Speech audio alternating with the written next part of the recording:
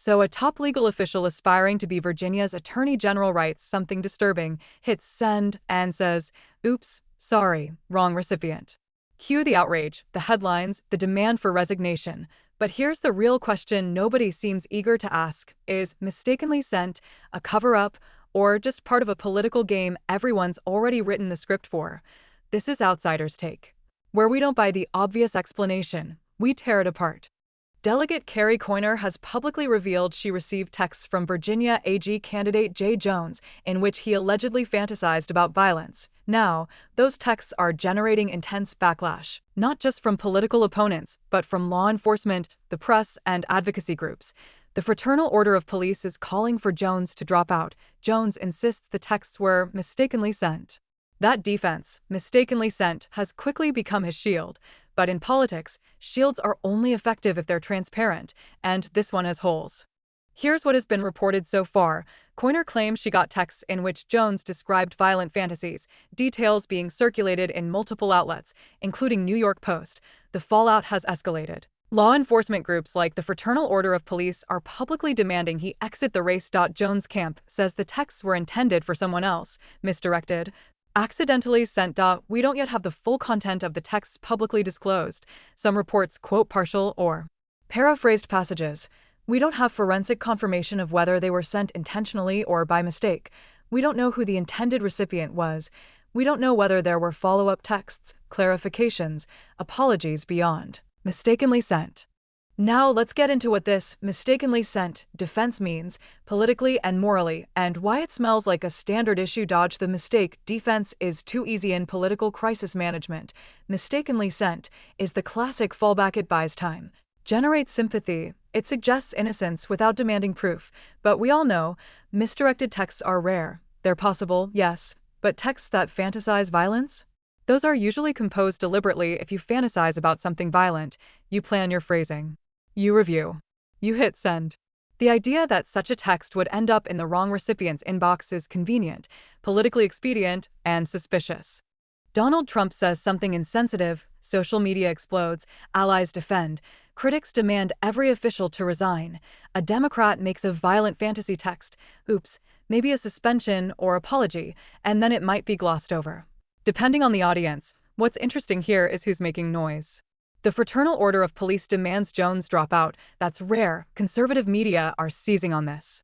Liberal outlets are cautious, often preferring to contextualize or wait for more evidence. That mirrors a long pattern. When politicians you support mess up, some media treat it as a lapse. When the other side messes up, it's proof of character. Lawyers, political candidates, legal aspirants, these are people who run on ethics. If you want to be attorney general, you want to be the person who enforces the law fairly, who defends the vulnerable. You want to project honesty, integrity. When violent fantasies enter the record, especially via text, that project cracks badly, and yet, many in Jones's party or in political circles will be quick to defend, minimize, or say this isn't who he really is. Meanwhile, in previous controversies, often involving sexual misconduct or far less dramatic misdeeds, people were pushed out immediately, sometimes based on unverified claims. Why the variance? Because it depends on the victim, the media spotlight, the political cost, and who the audience is. This isn't just about Jay Jones, it's about credibility. If people lose faith in AG candidates or public officials, if they believe statements can be oopsed away, then demanding accountability becomes harder. It's about pretext, mistake, becomes a loophole. We see it in other contexts, leaked texts, tweets sent in anger, DMs shared. If mistake is an acceptable answer, then many wrongdoings will be eased over with that word. It's about political culture, of spin, pivot, deflect. Of I didn't intend it being enough if you're polished enough, have enough backing, or enough media cushion. Before we get too angry, let's consider that we don't have full proof yet. It is possible the text really was misdirected, though unlikely given the content. It's possible that Jones did send apologies or clarifications behind the scenes, which haven't yet become public. It's possible that opponents are amplifying this for political gain, as is normal in any campaign. These possibilities don't negate the need for rigorous scrutiny. Notice how quickly law enforcement seized on it. That's part of the drama. When cops and police unions demand someone step down, the issue suddenly escalates beyond media punditry to civic expectation. Notice also how the narrative differs across outlets. Conservative news says, Here is moral failure. He must resign. Mainstream liberal outlets. Let's wait. Let's see context. Let's see full evidence. Progressive commentators. Some are defending, some are condemning, often depending on prior alignment. That split is illustrative. It shows that outrage isn't evenly distributed. It's calibrated. It's political. The same kind of text from a candidate of a particular party might see one treatment, a different treatment if party affiliation or public image differs. Here's where I lean heavy. If a candidate writes a message with violent fantasies, the mind knows what it's doing. Fantasy implies intent. If it can be accidentally sent, then transparency demands we see drafts, timestamps, intended recipient.